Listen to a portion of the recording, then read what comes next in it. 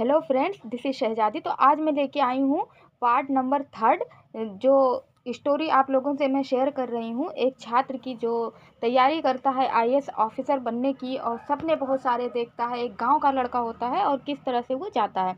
तो मैं इसका तीसरा पार्ट शुरू कर रही हूँ कि जो है कि अब वो ट्रेन से उसके पिता छोड़ के उसको चले जाते हैं और वो अकेला ट्रेन में सफ़र करने लगता है। और जाहिर सी बात है, वहाँ से वहाँ तक की उसकी सफ़र बहुत ज़्यादा लंबी होती है।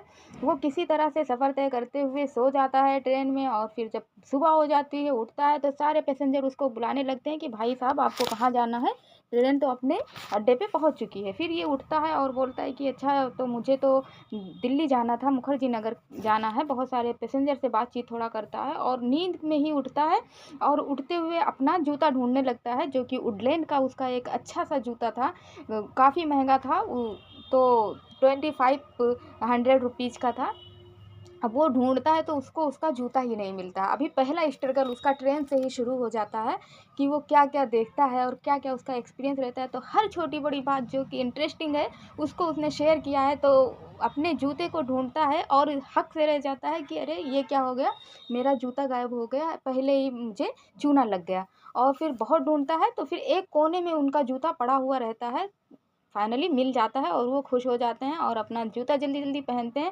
तो देखते हैं उनका मोजा भीगा हुआ है, गंदगी लगी हुई है, कुछ लोग खाना खाए होंगे, हाथ-वाथ धुल लिए, लेकिन वो इस सब को भी माइंड नहीं करते हैं। अपना मोजा जो है ऐसे भीगा-भीगा अपने बैग में डाल लेते हैं और फटाक से जूता पहन के और ट्रेन से उतरते हैं। अब ट्रेन से उतरते हैं तो देखते हैं इतनी भीड़, इतने लोग। अब उनको समझ में नहीं आता मैं करूँ तो क्या करूँ और कहाँ जाऊँ, कैसे जाऊँ? फिर वो जाते हैं जहाँ पे मेट्रो का टोकन मिलता है, वहाँ पे जाते हैं। एक लंबी लाइन लगी रहती है जिसे देख के वो एकदम से भौंचक्के के रह जाते हैं कि अब मैं क्या करूँ?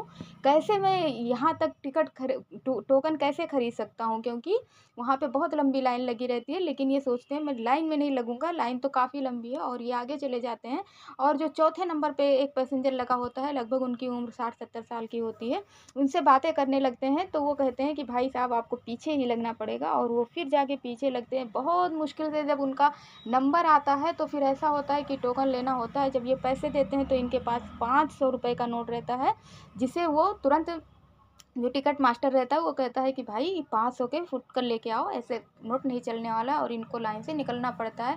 किसी तरह से ये फुटकर उठकर करा के बहुत मुश्किल से झेलते हुए ये जाते हैं और फिर दोबारा टोकन लेते हैं। फिर ये निकलते हैं और लोगों से रास्ता वगैरह पूछते हुए किसी तरह से ये बाहर निकलते हैं स्टेशन के। और इनको ऐसा लगता है कि मैं किसी जाल से बाहर निकला हूँ।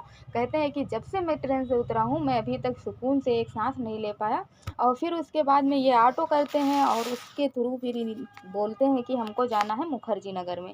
और किसी तरह से टाइम पास हुआ और ये ऑटो से सफ़र करते हुए अपना मुखर्जी नगर में, अपने सपनों के नगर में पहुंच गए। और इनका कहना ये है कि जब ये मुखर्जी नगर पहुंच जाते हैं तो इनका कहना ये है कि मैं मुखर्जी नगर जब पहुंच गया तो ऐसा लगा कि चंद्रयान चाँद पर पहुंच चुका था। इतना इनको मुश्किल लगा कि कितने मुश्किल से ये पहुँचे। तो ठीक है, मिलते हैं पार्ट नंबर 4 में।